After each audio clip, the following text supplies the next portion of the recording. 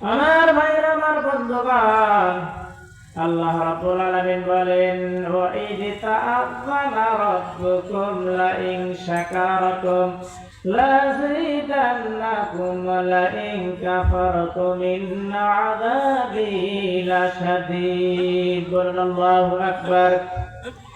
আল্লাহ পাক বলেন, স্মরণ করে তোমার রব যখন ঘোষণা করলেন, যিনি আমার রব, তিনি আমাদের আইনদাতা, যিনি আমাদের পালনদাতা, বিধানদাতা, হায়াতের মালিক, মওতের মালিক, রিজিকের মালিক, সব কিছুর মালিক আমার আল্লাহ। আল্লাহ পাক বলেন, লা ইন শাকারতুম লাযীদান্নাকুম। আমার যে বান্দা বান্দিরা আমার নিয়ামত পায়, নিয়ামত পাওয়ার পর আমার শুকরিয়া আদায় করে, আমি আল্লাহ রাব্বুল আলামিন তার নিয়ামতকে বাড়ায় দেই। বলুন সুবহানাল্লাহ।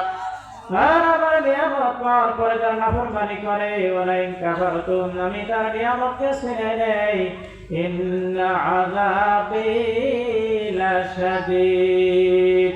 নিশ্চয় কঠিন আযাব দেওয়ার মধ্যে কোনো সন্দেহ নাই।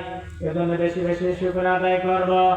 আল্লাহ রাব্বুল আলামিন বলেন, قل لو كان البحر مدادا لكلمات ربي لنفد البحر قبل أن تنفد كلمات ربي ولو جئنا بمثله مددا। বলুন আল্লাহু আকবার। হে নবী, আপনি বলুন, আল্লাহ পাকের শুকরিয়া লিখতে লিখতে এ দুনিয়ার ভিতরে পুকুর, নদী, নালা, খাল, বিল, ইত্যাদি মহাসাগরের পানিগুলো, আল্লাহর মহাসাগরের পানিগুলো যদি কালি হয়ে যায়, আর আল্লাহর জমিনে যতগুলো গাছ-গাছালি, তরুলতা আছে যদি কলম হয়ে যায়, আর আল্লাহর জমিন যদি কি হয়ে যায়, কাগজে পরিণত হয়, মানুষ আর জিন মিলে যদি আল্লাহ তাআলা শুকরিয়া লেখা শুরু করে দেয়, জমিন শেষ হয়ে যাবে, কালি পড়ে যাবে, কলম শেষ হয়ে যাবে, কিন্তু আল্লাহ পাকের শুকরিয়া লেখে বলে কোনোদিন শেষ করতে পারবে না। বলুন সুবহানাল্লাহ। ভাইজান, খুব গভীর মনোযোগ দিয়ে কথাগুলো শুনবেন। আল্লাহ রাব্বুল আলামিন বলেন, ওয়া ইযা কুরিয়াল কুরআনু ফাসতামি'উ লাহু ওয়া আনসিতু লা'আল্লাকুম তুরহামুন। বলুন আল্লাহু আকবার।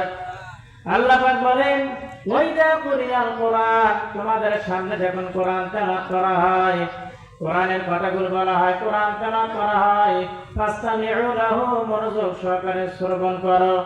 তার মানে বোঝা গেল কোনো কথা বলা যাবে না, কোনো গান গল্প চলবে না, কোনো বাদাম খাওয়া চলবে না। মনোযোগ সহকারে শ্রবণ করো, আনসিতু, এবং চুপ থাকো, লাআল্লাকুম তুরহামুন, আশা করা যায় আল্লাহ তাআলার রহমত নাযিল হইবে। বলুন সুবহানাল্লাহ। আমরা একটি তাকবীর দেই। লিল্লাহি তাকবীর।